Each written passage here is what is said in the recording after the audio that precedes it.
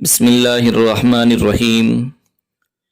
نبی کریم صلی اللہ علیہ وسلم کی امت کے لیے نصیحت۔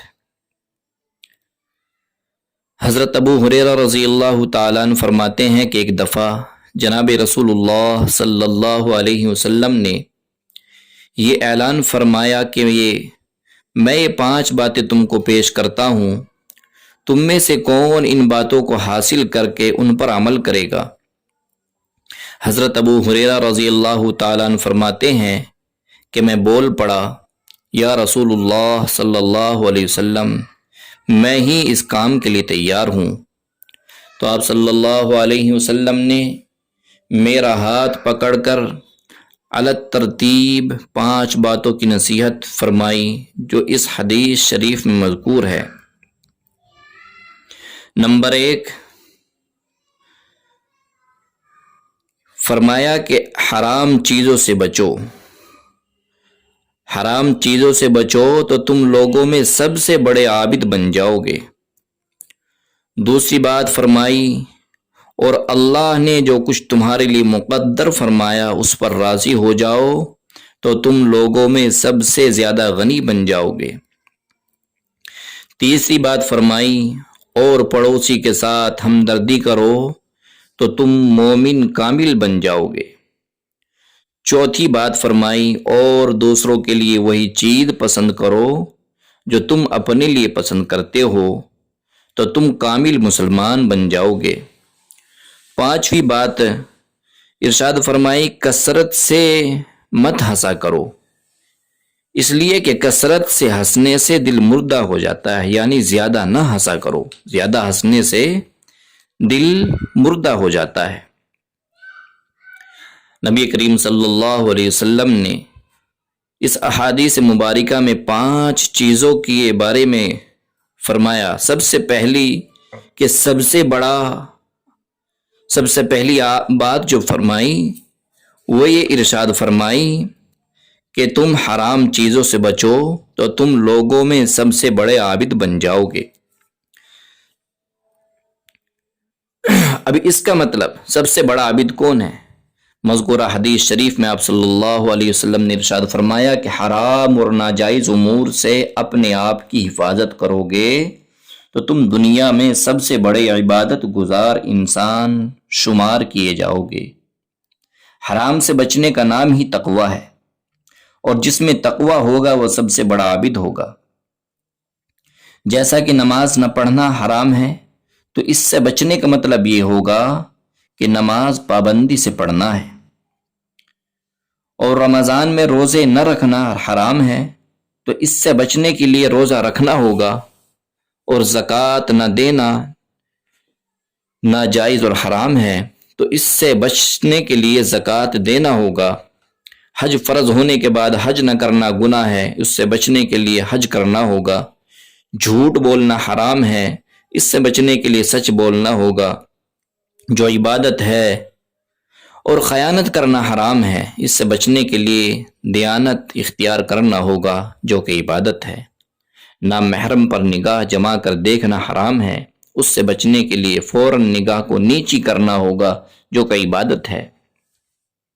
شراب پینا حرام ہے، خدا کے خوف سے اس کو چھوڑ دینا، ترک کر دینا عبادت ہے۔ سنیما، فلم اور فحش پروگرام دیکھنا حرام ہے، خدا کے خوف سے اس کو ترک کر دینا عبادت ہے۔ سودی کاروبار حرام ہے، خدا کے خوف سے ترک کر دینا عبادت ہے۔ غرض یہ کہ ہر حرام اور ناجائز چیزوں کو چھوڑ دینا عبادت بن جاتا ہے۔ اس لیے جناب رسول اللہ صلی اللہ علیہ وسلم نے فرمایا، حرام چیزوں کو چھوڑ دو گے تو تم دنیا کے تمام انسانوں میں سب سے بڑے عابد بن جاؤ گے۔ لہذا سب سے بڑا عابد وہی ہے جس نے حرام کو چھوڑ دیا۔ دوسری بات فرمائی، سب سے بڑا غنی اور مالدار۔ اس دنیا میں سب سے بڑا غنی اور سب سے بڑا مالدار کون ہے؟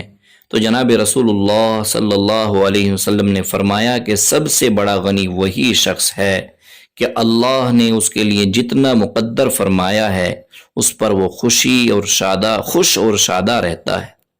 اور وہ کہتا ہے کہ اللہ نے جو کچھ مجھے عنایت فرمایا ہے ہزاروں لاکھوں کو اتنا بھی نصیب نہیں ہوا ہے، تو سب سے بڑا غنی نہ ہوا تو اور کیا ہوا۔ ایسا شخص کبھی دولت کے لیے غم و رنج اور بے چینی میں نہیں رہتا، ہر وقت خوش و خرم اور بے فکری میں مست رہتا ہے۔ حدیث قدسی میں اللہ تبارک و تعالیٰ کا ارشاد ہے، اے ابن آدم، اے انسان، تو میری عبادت کے لیے وقت نکال، میں تیرے سینے کو استغنا کی دولت سے بھر دوں گا اور تجھ سے میں فقر و فاقے کو دور کر دوں گا۔ اور ایک حدیث میں آپ صلی اللہ علیہ وسلم کا ارشاد ہے، مالداری دولت کی کثرت سے نہیں ہوتی بلکہ دل میں استغنا کی دولت سے سب سے بڑی مالداری آتی ہے۔ آپ صلی اللہ علیہ وسلم کا ارشاد ہے، حضرت ابو ہریرہ رضی اللہ تعالیٰ عنہ سے مروی ہے کہ آپ صلی اللہ علیہ وسلم نے فرمایا کہ ساد و سامان اور دولت کی کثرت سے مالداری نہیں ہوتی بلکہ دل کی استغنا کی دولت سے ہی مالداری ہوتی ہے۔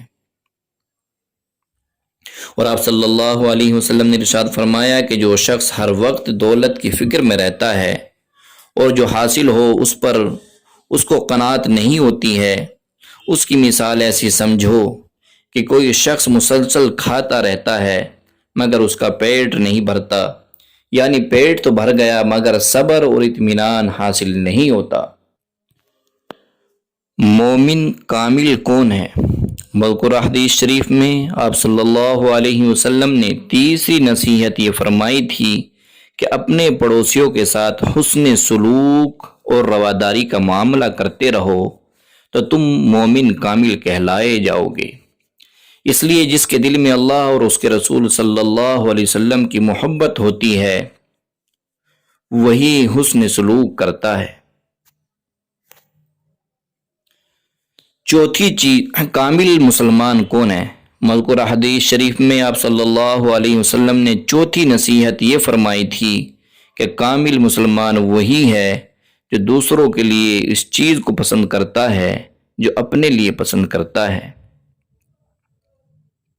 حضرت انس رضی اللہ تعالیٰ عنہ سے مروی ہے کہ آپ صلی اللہ علیہ وسلم نے ارشاد فرمایا کہ تم میں سے کوئی اس وقت تک مومن کامل نہیں بن سکتا جب تک اپنے مسلمان بھائی کے لیے وہی چیز پسند نہ کرے جو اپنے لیے پسند کرتا ہے۔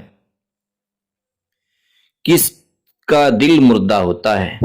مذکورہ حدیث شریف میں آپ صلی اللہ علیہ وسلم نے پانچویں نصیحت یہ فرمائی تھی کہ تم کثرت کے ساتھ مت ہنسا کرو، اس لیے کہ کثرت سے ہنسنے کی وجہ سے انسان کا دل مردہ ہو جاتا ہے، اور دل مردہ ہونے کا مطلب یہ ہے کہ نیک اعمال میں دل نہیں لگے گا، اور آہستہ آہستہ اعمال صالحہ سے دلچسپی ختم ہوتی جائے گی اور آخرت کی فکر ختم ہوتی جائے گی اور دل سیاہ ہوتا جائے گا، پھر عمل صالح کی توفیق نہ ہوگی۔ اس لیے آپ صلی اللہ علیہ وسلم نے نہایت اہتمام سے ارشاد فرمایا، ایک حدیث میں آپ صلی اللہ علیہ وسلم نے ارشاد فرمایا کہ جو باتیں میں جانتا ہوں اگر تم جان لیتے تو تم ہنسنا چھوڑ دیتے بلکہ روتے ہی رہتے۔ حضرت ابو ہریرہ رضی اللہ تعالیٰ عنہ سے مروی ہے کہ آپ صلی اللہ علیہ وسلم کا ارشاد ہے کہ جو مجھے معلوم ہے اگر وہ تم کو بھی معلوم ہو جاتا تو تم بہت کم ہنستے اور بہت زیادہ روتے رہتے۔ نیز ایک حدیث میں فرمایا کہ ایسے لوگوں پر ہلاکت و بربادی ہے جو لوگوں کو ہنسانے کے لیے جھوٹ سچ ملا کر باتیں سنایا کرتے ہیں۔ جناب رسول اللہ صلی اللہ علیہ وسلم نے ارشاد فرمایا کہ جس کے اندر دو باتیں موجود ہوں گی اللہ تعالیٰ اس کا نام صابرین اور شاکرین کی فہرست میں کروا دیتا ہے، اور جس میں وہ دونوں باتیں نہ ہو اس کو کبھی صبر و شکر نصیب نہیں ہوتا۔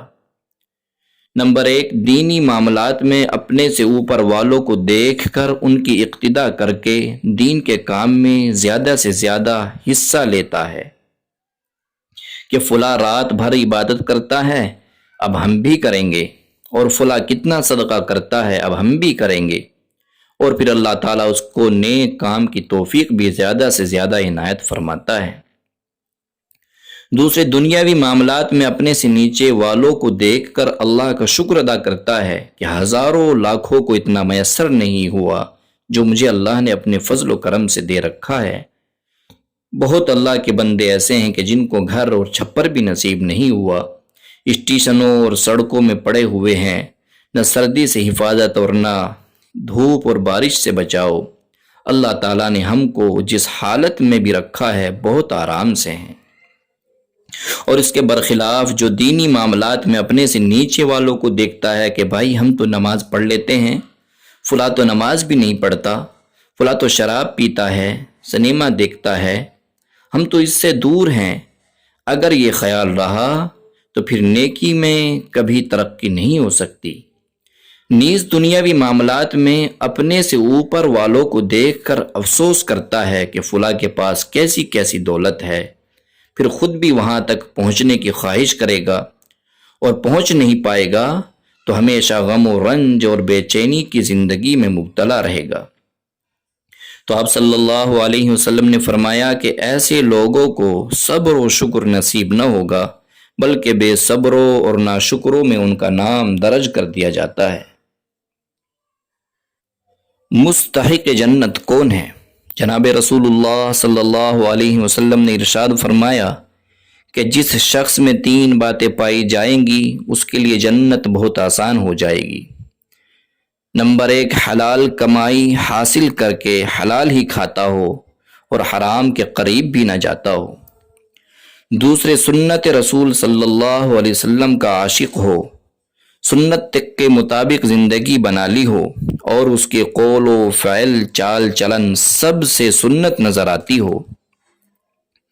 تیسرے، تمام انسان اس سے مامون اور مطمئن ہو، کسی کو بھی یہ خطرہ نہ ہو کہ ہم کو کسی وقت یہ شخص نقصان یا کسی فتنے میں مبتلا کر دے گا، اور نہ ہی بدخواہی کا خطرہ ہے، اور نہ ہی یہ شخص اپنا کام سیدھا کرنے کے لیے دوسروں کے حقوق اور ضرورت کو صرف نظر کرتا ہے۔ آپ صلی اللہ علیہ وسلم نے فرمایا کہ ایسے شخص کے لیے جنت آسان ہے۔ تو اس پر ایک صحابی نے سوال کیا کہ یا رسول اللہ صلی اللہ علیہ وسلم، ایسے لوگ تو اس زمانے میں بہت زیادہ ہیں۔ تو آپ صلی اللہ علیہ وسلم نے فرمایا آئندہ چل کر ایسے لوگ بہت مشکل سے ملیں گے۔